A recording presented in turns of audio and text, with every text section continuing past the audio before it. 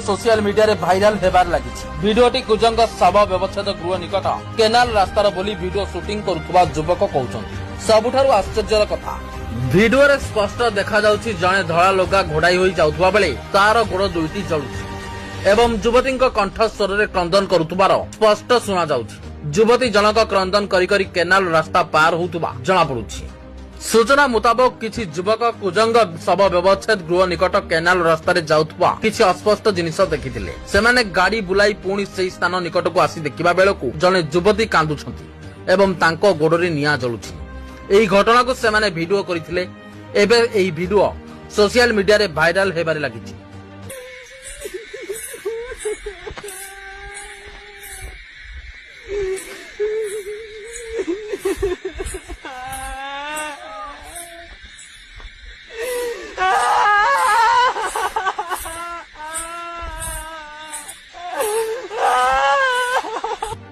Bureau report news prime Odisha.